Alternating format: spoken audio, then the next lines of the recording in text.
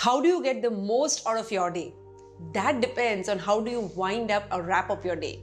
So many people have been asking me this question on how is it that you manage to do so many things during the day, and how do you still get to keep your energy when the day ends? And that's the reason in this video I'm going to be sharing a few of my favorite evening routines. I mean, these are some of the few things that I do every evening on a repetitive mode to maintain my sanity. I mean, it's not easy being a mother, managing a business, taking care of your own hobbies and creativity, taking care of your health, and still doing it all together day in and day out. That's why, guys, let me share what does my evening look like? What are the evening routines that I love to follow every day? Well, the first one here is a big one, and that's a big one for most of us, which is social media, which means you need to put a cut down time for yourself where you're going to be getting out of the whole social media scene for the day. Because let's realize it, guys, the truth is that social media is something that is 24/7. Unless and until you cut the cord, it'll be on and on. New feeds coming, people posting something or the other, something to keep you glued to the screen all the time. I know social media is something that we all need to use for our business, but at the same time, we need to have that cutoff time to maintain our sanity. So usually for me, it's post-dinner. Once the dinner is done, around 7:30, 8 p.m., I'm done with the social media, and then again see to it just the next day. The second one for me is lighting. Try to ensure that you remain in as much less lighting as you can after the sun sets, because that has a direct impact on your vision, on your energy. Once you lower down the lighting in the places around you, what happens is you are sending the signal to your body to slow down, to rest, to relax. And it's a sense of accomplishment. You've had an amazing day full of energy. You want to be going on this winding down mode. So as in how you reduce the lighting, you start giving your body the signal to start relaxing. So that's an important one. The third one here is planner. You can never let go of this one, because this is the time in the evening when you're relaxing. This is the time for you to plan the next day. For me personally, I use the High Performance Planner by Brendon Burchard, the High Performance Institute. You can use anything that suits your purpose, but guys, get a planner. Having a plan, without a planner, you feel so lost. I mean, what is it that you're working on? What are your top 3 big goals? What's your top 1 thing for the week, for the month, for the year? You need to have it all listed out in the planner. So never end the day without planning your next day. And that brings me on to another point related to same, is having an intention. Be intentional for the day that's going to come. Without intention, I mean, they just goes on. And the way we create our mission, the way we all have our dreams need the intention. They need that kind of intense preparation.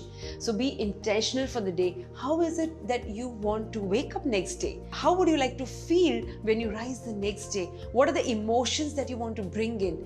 Close your eyes for a few seconds and think about it intentionally. Feel it, that tomorrow morning when I rise, I want to be feeling energetic. I want to be feeling happy and grateful. Once you have the intention, just check it out. The next day, you will feel the exact same emotions. I know it sounds magical, but it's true. Try it out for yourself, right? The next one here is positive affirmation. This is one activity which I like to do along with my family. I mean, it makes sense, sit together, all of you, and affirm. There are a few basic affirmations that we all do during the day. It helps when we end our day with those affirmations. Sit together with your spouse, your brother, sister, your parents, your children, and try to do these affirmations loud. The louder you do it, the more you do it together, the more it sinks into your subconscious mind. And that's the winner, guys. One more thing which you can never end the day without is your gratitude. Filling up your gratitude journal makes you realize all the things that you've been grateful for, all the innumerable, the smallest of blessings that the universe has given you. And that's a big one. So having a gratitude journal helps. And why to do it at the end of the day is this some kind of magic when you end your day with gratitude. What happens is you feel the kind of level of satisfaction you feel when you're thinking about all the things that you've been grateful for throughout the day. Maybe in the entire hush of the day, you never even realized how that small little person came and helped you, how your postman helped you, the shopkeeper helped you, the maid in your house helped you. So all these things go unnoticed in the daily rigmarole. But in the end, when you're sitting there and filling up your gratitude journal, it all comes dawning in one by one, and your soul expands with gratitude. And that's such a happy place to sleep in, right? So gratitude journal is something that one can never do without. Another one of my favorite is hot showers. The benefit of hot showers, I mean, it's medically proven that when you take hot showers, it relaxes the nerves of your body. Doesn't matter the season you're in.